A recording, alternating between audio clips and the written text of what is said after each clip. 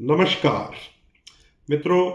ग्रह गोचर हमारे जीवन पर इतना व्यापक प्रभाव डालते हैं कि अगर गोचर का ग्रह और हमारी कुंडली का ग्रह एक ही स्थान पर मैच कर जाए और हमारी विंशोत्तरी दशा में से दशा, अंतरदशा, प्रत्यंतर दशा, उनमें से कोई भी सेक्शन उसके साथ मैच कर जाए, विशेषकर जो लास्ट स्टेप होता है, तो वो इवेंट हमारे जीवन में हो जाता है। ये गोचर का प्रभाव है।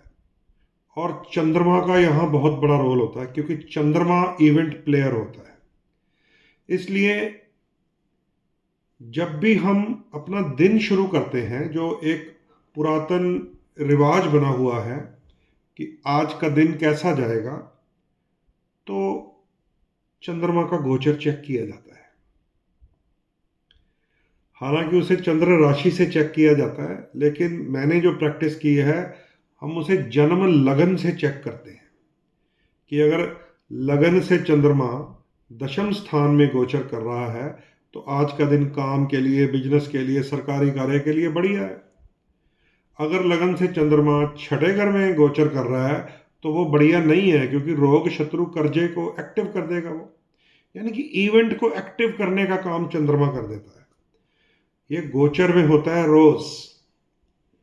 इसीलिए जब हम किसी ग्रह को पढ़ते हैं और अगर उसके अंदर नेगेटिव इफेक्ट हो तो अलर्ट करते हैं सबको कि भाई मंगल और केतु इकट्ठे हैं, ये एक अग्नि योग बना हुआ है, थोड़ा सतर्क रहिएगा। इसका मतलब ये नहीं होता कि सारी दुनिया इसके इर्द गिर्द मंगल और केतु के कारण आग से लपटें उठने लग जाएंगी, ऐसा नहीं होता। इसका मतलब ये होता है कि alert for all.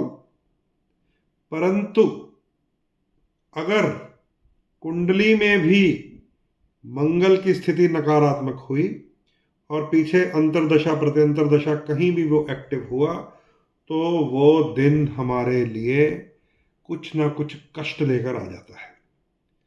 So alert तो सबको देना ही होता है। जैसे सरकार अलर्ट करती है कि भाई तूफान या बारिश आने के अगले 3 घंटे में चांस है, तो अलर्ट तो सबको ही है। हर कोई भीगता नहीं है, हर कोई डूबता नहीं है, क्योंकि जो घर में बैठे हैं उन्होंने अलर्ट को देखा, उन्होंने कहा भैया बाहर मत जाएं, क्योंकि अगले 3 घंटे भारी तूफान आने वाला है, बारिश आने वाली है। अगर कोई बाहर है, उसने रेमेडी की हुई है, उपाय कि अपने साथ छाता लेकर घूम रहा है, वो थोड़ा बहुत भीगेगा। अगर किसी को अवेयरनेस ही नहीं है, पता ही नहीं है, और वो घूम रहा है रोड के ऊपर नंगे पांव, और उसे पता नहीं है कि अलर्ट क्या है, येलो अलर्ट है या ऑरेंज अलर्ट है, तो वो फंस जाएगा भयंकर तूफान में, बारिश में। तो अलर्ट तो सबके लिए है, लेकिन इवेंट किसके साथ होगा, ऐसे ही ज्योतिष में हम देखते हैं कि जो नंगे पांव बिना बुध सुध घूम रहा होता है, अगर हम सिस्टम को फॉलो करें तो हमारा बचाव भी होता है। सो अलर्ट हमेशा याद रखें। इसी अलर्ट के सिलसिले में मंगल और केतु का गोचर चल रहा है। 28 जुलाई शाम 7:57 या सीधा सीधा 8 बजे तक कह लीजिए। 28 जुलाई की शाम 8 बजे तक ये अभी भी चलेगा। और इसमें जो 3 दिन हैं अब, 26 जुलाई, 27 जुलाई और 28 जुलाई, जहां पे मंगल और केतु का गोचर है सिंह राशि में, वहां पर इन 3 दिनों में अब चंद्रमा भी रहेगा। 26 जुलाई शाम को 4 बजे चंद्रमा भी सिंह राशि में प्रवेश कर गए हैं। अब वो मंगल, चंद्र और केतु, इन 3 ग्रहों का योग है सिंह राशि में। तो मंगल केतु तो पहले ही आपके सामने ही है, चाहे कहीं युद्ध की खबर आ जाए, कहीं एक्सीडेंट की खबर आ जाए, कितने विमान गिरते जा रहे हैं। और अब ये 3 दिन और भी अलर्ट होने वाले हैं। आप सबको एक अलर्ट है, लेकिन उनको अधिक अलर्ट है जिनकी कुंडली में मंगल की प्रत्यंतर दशा हो, या केतु की हो, या चंद्रमा इफेक्टिव हो दशा में, उनको थोड़ा ज़्यादा अलर्ट है। उनके लिए किसी न किसी समस्या का कारण बन सकता है। एक तो ये 3 दिन याद रख लीजिए। दूसरा, इसी गोचर में आज 26 जुलाई को मैं बात कर रहा हूं, एक अच्छा परिवर्तन आया है। वो ये है कि योग और भोग का मिलन हो गया है, वो भी मैथुन में, यानी कि मिथुन में। योग कहते हैं देवगुरु बृहस्पति को, भोग कहते हैं शुक्राचार्य जी को, शुक्र को। तो बृहस्पति और शुक्र मिथुन राशि में मिल गए हैं।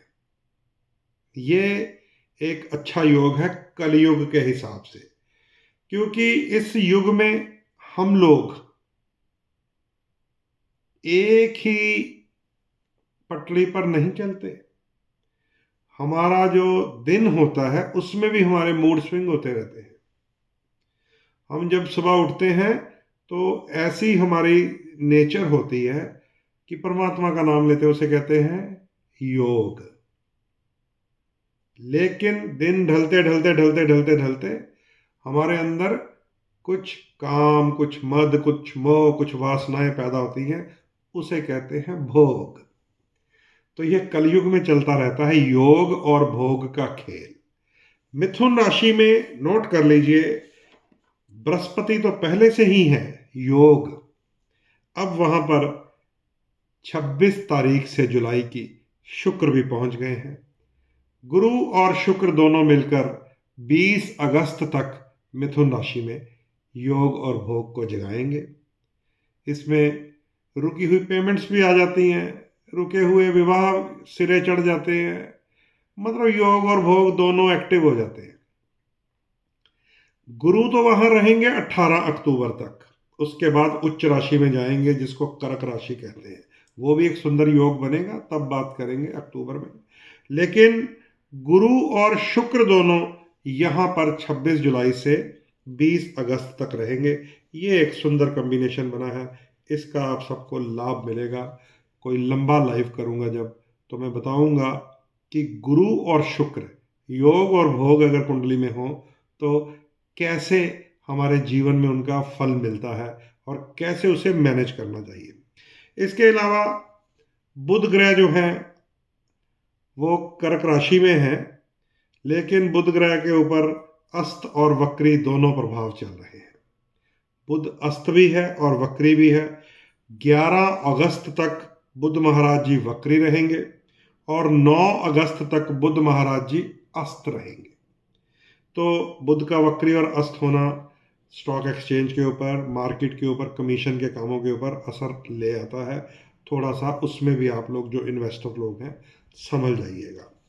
मंगल ग्रह जो केतु के साथ मिलकर पिछले कई दिनों से धमाल चौकड़ी किए हुए हैं, अब वो 29 जुलाई से 13 सितंबर तक कन्या राशि में रहेंगे, यानी कि बुध के घर में रहेंगे। हालांकि मंगल और बुध आपस में मित्र ग्रह नहीं माने जाते, परंतु उतना बुरा फल नहीं होगा जितना मंगल और केतु के कारण अंगारक दोष ही बन गया था। तो थोड़ी रिलीफ मिलेगी दुनिया को जैसे ही मंगल ठीक होगा। विशेषकर देव श्रेणी के लोग, जिसमें मेष और वृश्चिक दोनों मंगल के लगन हैं, करक और सिंह, धनु और मीन, ये देव श्रेणी के लगन हैं। इनके लिए मंगल धर्म त्रिकोण का एक हिस्सा होता है, तो शुभ प्रभाव मिलेगा। 29 जुलाई से मंगल ग्रह केतु को छोड़ देंगे, तो ये एक अच्छी, मैं समझता हूँ, बात है कि संसार को रिलीफ मिलेगी। बाकी शनिदेव वक्री हैं मीन राशि में, 13 जुलाई से लेकर 28 नवंबर तक वक्री रहेंगे। इसका प्रभाव हमारे बिजनेस पर आता है। और जितने दैत्य श्रेणी के लोग हैं, शनिदेव वक्री होने के कारण जितने दैत्य श्रेणी के लोग हैं उनकी धर्म त्रिकोण का एक हिस्सा कमजोर हो जाता है। जैसे मकर और कुंभ, आप दोनों शनिदेव के लगन हो, आपके लिए आपका मुख्य ग्रह इस समय कमजोर चल रहा है, 28 नवंबर तक रहेगा। इसके अलावा वृषभ, तुला, मिथुन और कन्या, आपके लिए भी शनि का वक्री होना और बुध का वक्री और अस्त होना, दोनों ही शुभ ग्रह कमजोर चल रहे हैं। थोड़ा सा संभलिए, अपनी कलर थेरेपी को तेज कीजिए। ग्रीन, ब्लैक और क्रीम, बुध, शुक्र और शनि को आपको मजबूत रखना है।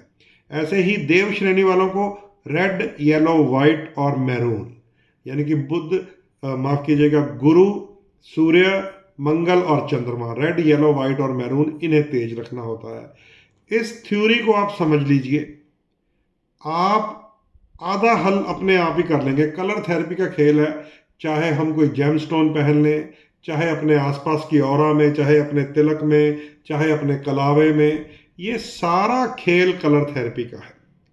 जिसने देव और दैत्य श्रेणी को समझ लिया, उनके रंग, रत्न, यंत्र, मंत्र, इष्ट देव को समझ लिया, आधा हल वो कर लेता है।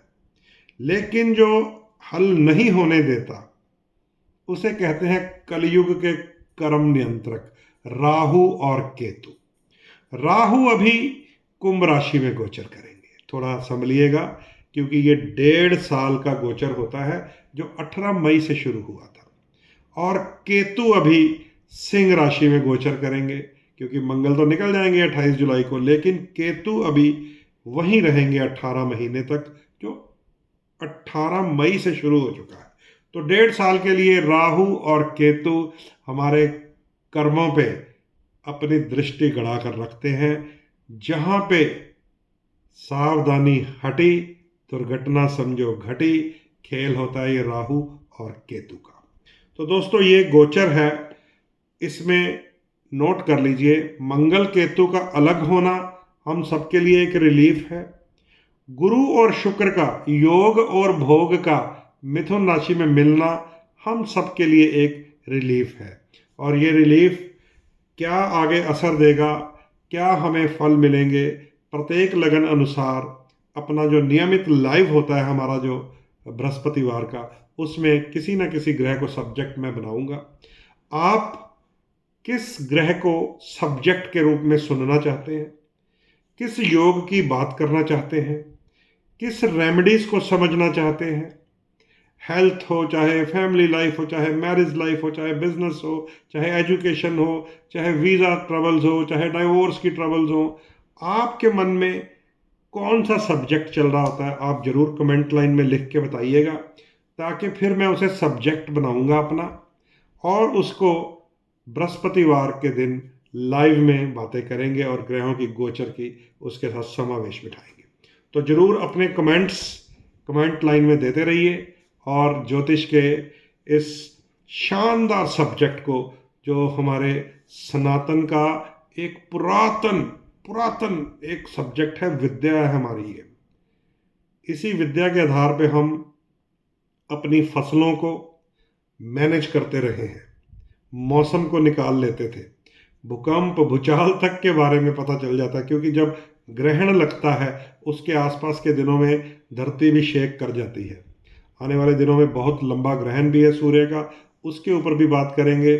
शुभ पर्व भी आ रहा है रक्षाबंधन का, उसके ऊपर भी बात करेंगे।